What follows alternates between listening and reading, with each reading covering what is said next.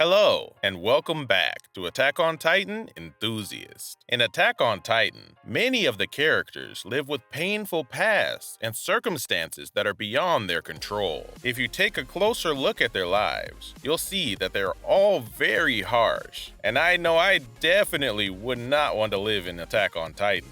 So, in this video, we've ranked the characters who've had the toughest lives of all. Of course, this is just an opinion, so if you disagree or think other people should be on the list, be sure to let us know in the comments. Please be aware, this video contains spoilers up to the final chapter of the manga. Number 10. Ewrin Smith. Ewrin Smith, the 13th commander of the Scouts, is a man who's trusted by his subordinates despite his ruthless side. With a flexible mindset that can adapt to the current situation, he can calmly stand up against any Titan, making him a man worthy of the position of commander. When Ewrin was a child, his father, who was a teacher, told him a theory about what was outside the walls that seemed outlandish at the time. After the military police asked him about it, his father was killed in what was made to look like an accident, and he ended up making it his life's goal to prove his father's hypothesis. Ewrin's soldiers were nearly wiped out by the Beast Titan during the operation to recapture Wall Maria. He was one step away from proving his father's hypothesis, which he had been pursuing for so long, but he gave up on his dream and led the new soldiers in a suicide attack against the Beast Titan, which led to his death. Ewrin was sometimes called a devil because he would do whatever it took to achieve his goals. So, in a way, his death also set him free. Some people think it's amazing that he was able to stay sane till the very end, even though he had seen so many lives disappear right in front of him.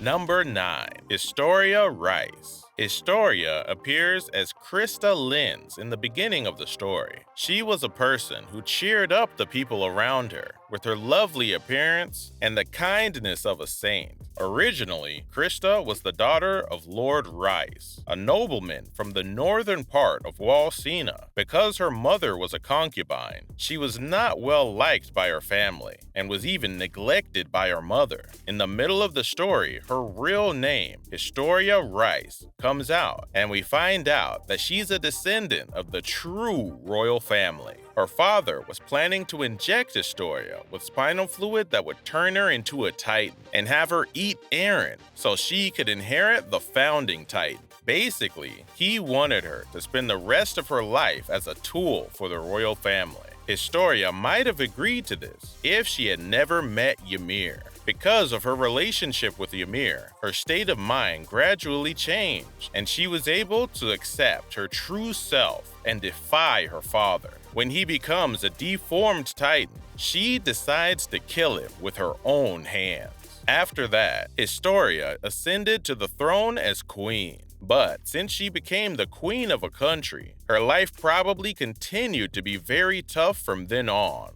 Number 8. Mikasa Ackerman. The heroine of this story, Mikasa Ackerman, is a girl who's calm, composed, beautiful, and the best fighter among her peers. She is a childhood friend of the main character, Eren, and shows an unusual level of attachment to him. Mikasa was involved in a tragic incident when she was just a child, where her parents were killed. She was almost kidnapped, but Eren rescued her, and she's been living with the Jaeger family ever since. Since then, she's always been alongside Eren, who she owes her life to, and has fought to protect him. However, things change for her completely towards the end of the story. Mikasa struggles to stop Eren from destroying the world, but she's outnumbered by an overwhelming number of Wall Titans.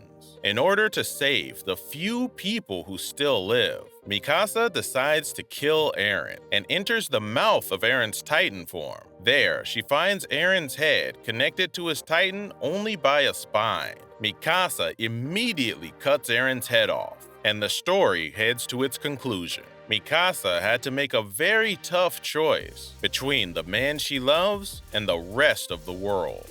Number 7. Grisha Yeager. Eren's father, Grisha Yeager, is an important character from the beginning of the story who knew the secrets of the Titans. Grisha was born and raised in the Eldian camp in Marley, and one day his sister was murdered by Marleyan security. Grisha swore revenge against Marley and became a member of the Eldian Restorationists, where he met Dinah, a descendant of the royal family. After he married her, they had a son named Zeke. Grisha planned to make Zeke a Marleyan warrior to be a spy, but he was sent to Paradis Island because Zeke betrayed him. After reaching Paradis Island, Grisha inherits the Attack Titan from Eren Kruger, and from then on, he worked within the walls to recapture the Founding Titan. Eventually, he falls in love with Carla, Eren is born, and they live a peaceful life for a while. But after the Titans attack the walls, his life becomes a nightmare once again. Grisha learns that the colossal titan has destroyed the wall and goes to the Rice family, the owners of the Founding Titan. There, he fights Frida Rice, the heir of the Founding Titan, and wins the battle, making Grisha the heir to two Titans, the Founding Titan and the Attack Titan. Then, he injected his son Eren with spinal fluid from a Titan to turn him into a pure Titan and let him eat him so he would inherit his powers. The decisions Grisha was criticized most by readers for making were later revealed to have been influenced by the future Eren. Between Zeke's betrayal and Eren's manipulation, it seems that Grisha's life was completely controlled by his sons. Number 6. Zeke Yeager. Zeke is the son Grisha had in Marley and the half-brother of Eren. He suddenly appears in the middle of the story as the heir to the Beast Titan. His mother, Dinah Fritz, was a descendant of the royal family, so Zeke also has royal blood, and his blood allows him to control Titans.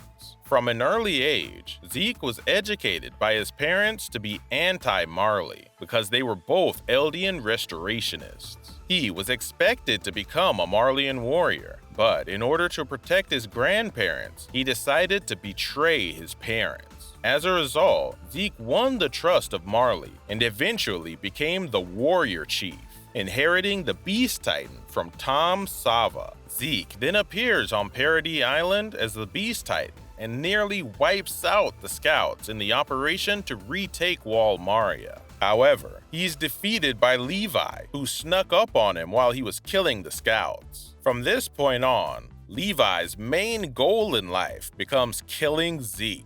And in the end, it's Levi who beheads Zeke after he's taken inside the Founding Titan's body. Zeke's true goal was to carry out the Eldian euthanization plan, which would have allowed Eldians to go extinct slowly by depriving them of their ability to reproduce. During the story, he was betrayed by his brother Eren, who he thought he knew well. So I think he got a taste of how he made his father feel. He was a pitiful character, from birth to death.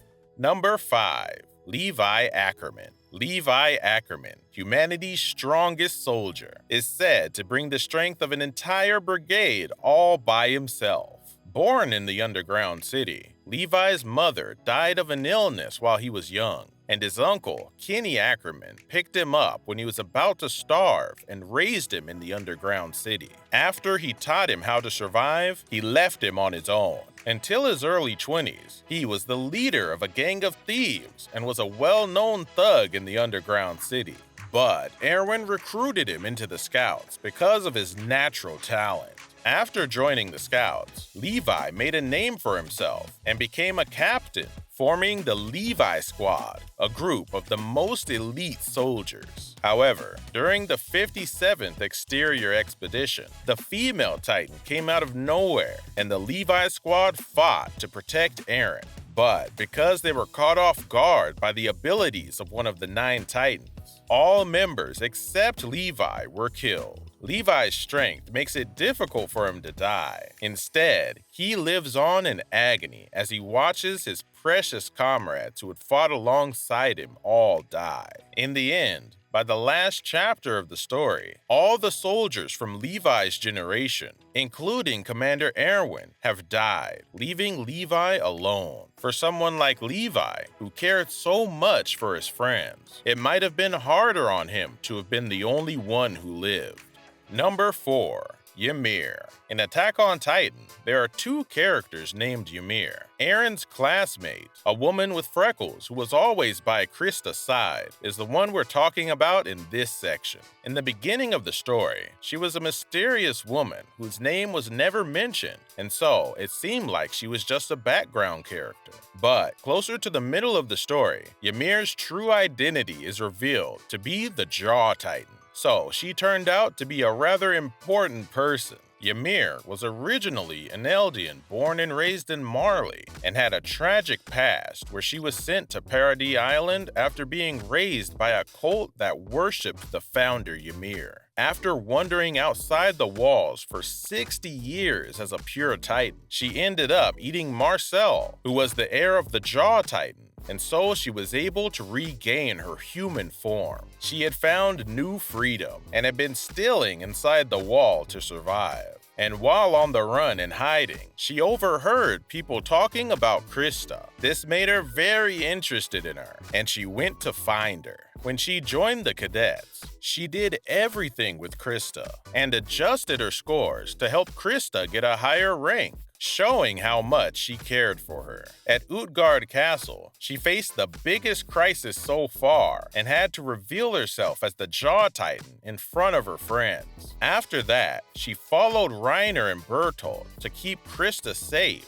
and gave her life to let Porco inherit the Jaw Titan. Ymir was one of the few characters who made a transition from just a background character into an important main character, and she has always led a hard life, sacrificing herself for others, even before she meets Krista.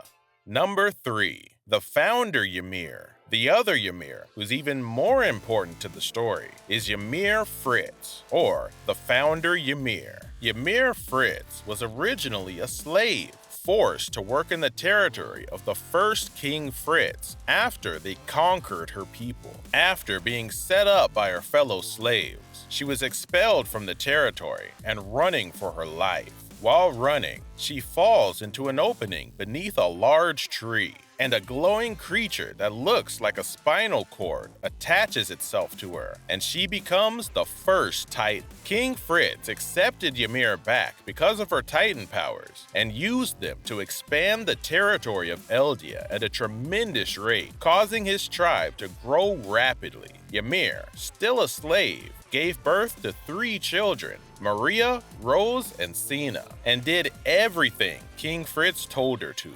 Ymir's final moments were spent protecting King Fritz from a spear, and she ended her life without using her ability as a Titan to heal. After Ymir's death, her body was mutilated and eaten by her 3 children, and the Titan's power was passed down from generation to generation. Ymir's soul has been trapped in a kind of spiritual world called the Coordinate, and she's been creating Titans there for 2,000 years. There's no single word that could be used to describe how horrible and tragic Ymir's life was, because she continuously suffered tremendous pain all by herself, and even after she died, she still wasn't free.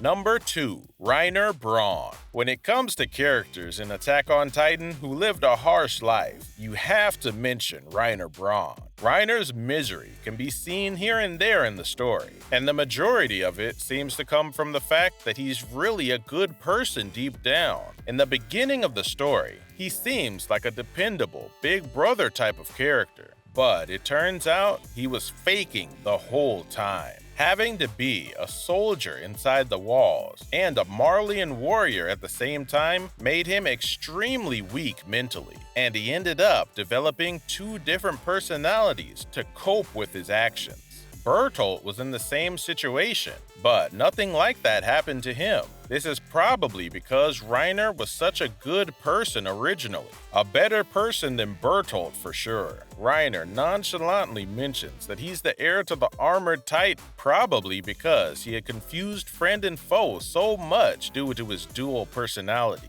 Bertolt's life was also hard because he was always working together with Reiner and trying to keep him from blowing their cover. The bad times for Reiner started way before he came to Paradis Island. Reiner's father was a Marleyan and his mother was an Eldian. So he worked hard to become a Marleyan warrior because that would make his family honorary Marleyans. He hoped that then they could be reunited with his father. He endured the rigorous training and finally became a warrior. But his father still rejected him, and in the end, it was not on his own merit that he was chosen to be a warrior. It's because Marcel arranged for it to happen that way. Reiner must have suffered a great deal of emotional damage when he found out these things one after the other. Even after Reiner became an adult and returned to Marley from Paradis Island, his mind was constantly filled with suicidal thoughts. But in the end, he always survived. Even though he wanted to end his life, he was so loved by the author, he managed to survive until the end. As far as his love life goes, he was in love with Historia, or maybe it would be better to say that the soldier in him was in love with Krista, but both were fake personalities that the people were making, so I guess it was never meant to be. He looks happy enough at the end of the story, so I hope things weren't that hard for him after the story ended. Number 1. Eren Yeager. Eren Yeager, the main character of the story, comes in at number 1, at least in our opinion. At the beginning of the story, the wall is destroyed by the Colossal Titan, which leads to his mother being eaten alive right in front of him. He was forced to inherit Titan powers by his father, but as the story progresses, we see him in a different light. Eren's descent into madness was first shown in the Marley arc. He separated from all of his friends and even turned Mikasa and Armin into his enemies. And finally, in order to level the world, he began the rumbling and killed almost everyone on the continent. Eren was in a situation where no one could stop him, but Levi and Armin didn't give up until the very end, and Mikasa finally manages to kill him before he completely eradicates humanity. Eren's death brought peace to what was left of the world and brought the story to its conclusion. As you can see from the last chapter, all of Eren's actions weren't just an attempt to destroy the world, but to make himself look evil for the sake of his friends. He took all of the world's hate onto himself, and by having his friends defeat him, they became the heroes of the world, not the devils from Paradis Island. He sacrificed himself for his friends. In the last chapter, we also learned that Eren's mother's death was the result of his own actions in the future. This created the hatred for Titans that was necessary for him to have in the past. But after learning that it was him from the future that got his mom killed, he felt incredible guilt, and he probably hated himself most of all. Alright, these are the results of this ranking. But there were also other names like Armin, who had to suffer being burned alive, and Marco, who was unfairly murdered, that could have made the list too. If there are any other characters you can think of, please feel free to comment. Thank you for watching. I hope to see you again in the next video.